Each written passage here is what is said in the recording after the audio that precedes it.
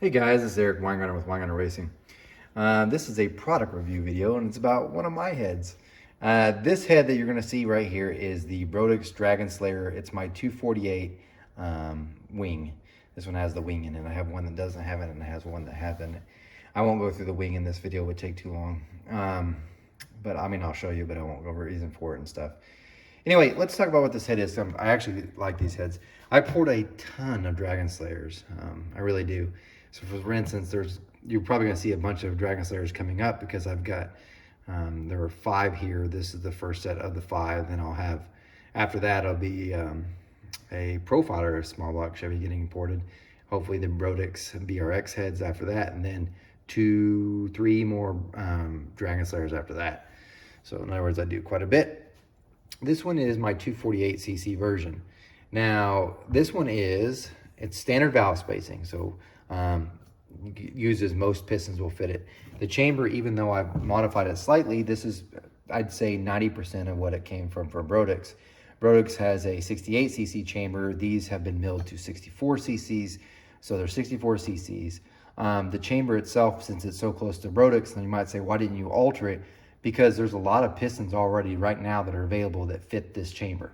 So if I was to modify the chamber in some way, for instance, I can get them non-CNC ported from the factory, and then I could modify it my way. The problem is a lot of pistons probably wouldn't fit it, and that wouldn't be cost beneficial to the customer. So yeah, the head itself would be better, but less people could actually use it.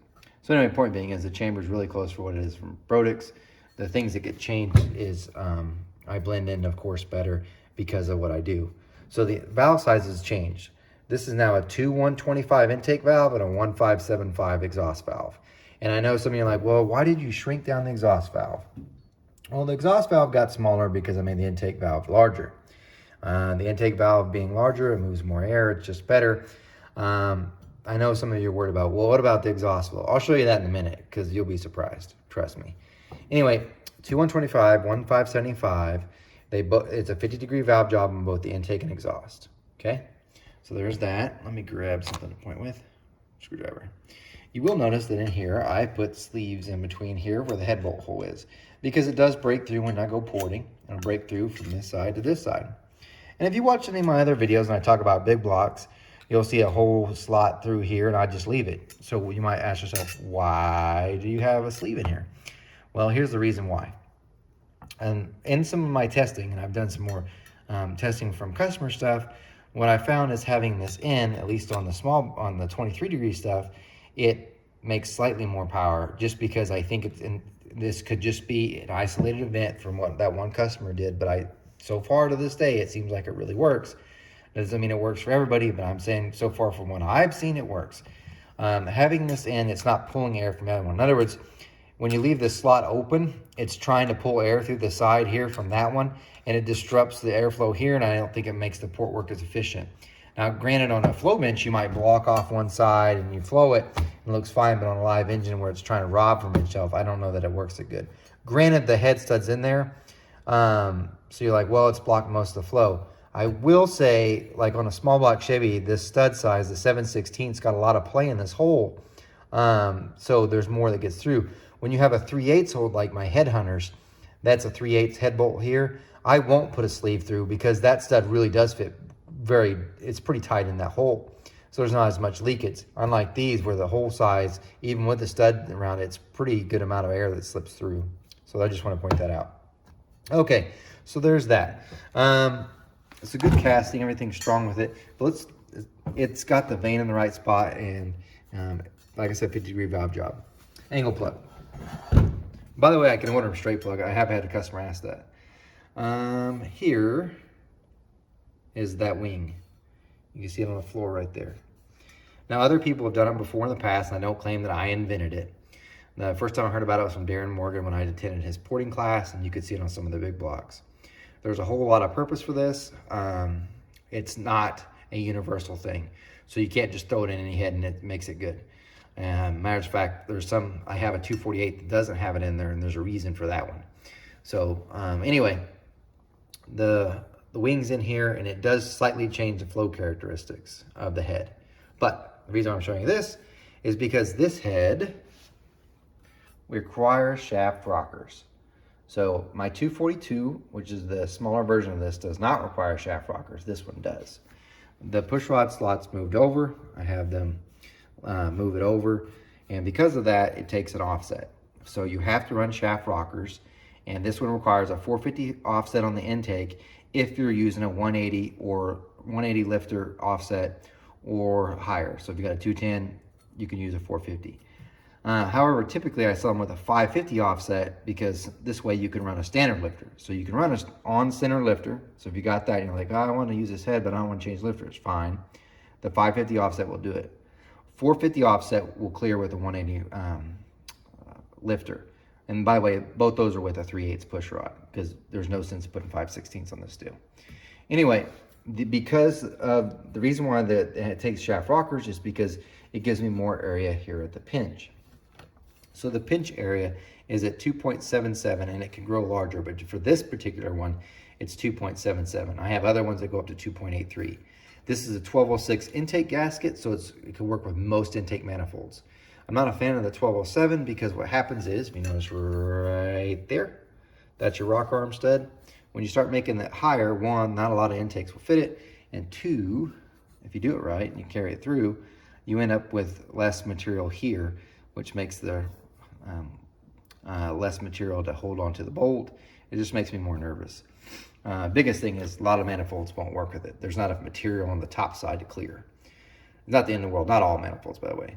There, at some point, by the way, there is times when you do need the 1207, but I'm just pointing out this 1206 works with just about any intake manifold. Good stuff. Anyway, there's that. Okay, let's show the exhaust ports. That's your exhaust ports. These are a gasket matched, kinda, to a 1406 Velcro gasket. Okay, they're a D-port design and they move quite a bit of air. Speaking of air, let's look at the flow numbers. Here are the flow numbers. Now I flowed them on both my benches just because I was more curious than anything else. So my Sanyez is this one, this is the Superflow, and we'll talk about it. Okay, so this is from the Sanyez. It has, my numbers I care most about are 4, 6, and 1. This one flows 256 at 4, which is a pretty good number. It's not bad. By the way, I forgot to mention, this one has 11/32 stems on the intake valves. I do offer them in 5/16 stems, and they flow a little bit better in the low lift flows and peak flows. But this one's 11/32. Anyway, 256 at 4, 320 at 6, which is a really good number. And then if you look, by the way, it hits 334, 334, 330, 334. So peak number is 334. And it looks like it kind of peaks out. Kind of, but you're like, why does it drop at 9? It's because of this. I don't modify the chamber here, and yes, I could. If I was to grind more of this away around the spark plug, it will actually gain, because at that point, the valve's about in this area. And what's happening is the spark plug is disrupting it as far as that goes. But there's two reasons why not to. One, if I went to grind here so I clear more of it off, it exposes the actual threads of the spark plug. Don't like that. Two, you're like, what could be bad? Well, it could cause preignition because it gets hotter there. So I don't like that. This is well encapsulated. It's great. Also, I think, I know Brodix has done wet flow testing with his chamber, and that seems like it works, so I'm not going to mess with that. So if it does drop some of the flow right there, I'm not as concerned. It has nothing to do with the port stability, because if you look, right after that it goes back up. And I'll show you a Superflow in just a second. Now let's get to the exhaust. This is without an exhaust pipe. By the way, this is floating on a 4155 bore. 100 number sucks. 200 number sucks. And then it gets after it. Look at the 400 number, 202. And then peak number is 252. This thing moves a whole lot of air, except for here. You're like, well, then it's a horrible. No, you know when reversion happens? Usually in this area. So having it flow really crappy this way is okay with me. Here, if it was bad here, I'd say, oh, I need to worry. But this bad, fine with me. This is good. Now, the Superflow bench is more common with a lot of people. When you see this one, it makes me feel better, I guess. The 400 number is at 262. Same head, just different bench. Look at a 5, 301. Look at the 600 number, 329, almost 330. And then at 700, 337. And then 339, 337, 330, 339.5. You can call it 340. Look at this. The reason why I went to 1.1, because I want to make myself feel better. No, the real reason is I want to prove that it's the port's still stable. If it wasn't, it would back up faux there, and it kept going. So if you look at it, it's almost 340 at 7. It's almost 340 at 1.2. So it's pretty stable there, and the exhaust flow is about the same. So really good head, quality stuff right here. There's a bigger version I'm getting ready to do next that's on deck. It's the 255. It's my next version up from this one. It's the biggest standard port one I have. It'll be different because that one will have a 214 intake valve and a 1560 exhaust valve. So the exhaust valve's getting smaller, and the whole port itself's getting bigger. So usually bigger valve, you got to have everything else that supports it. It's the biggest I can go on a standard casting, standard valve spacing. I have one with a 4060 too, but anyway.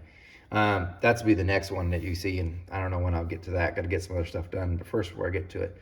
But that one should be a pretty exciting one. So anyway, you guys, thanks for watching.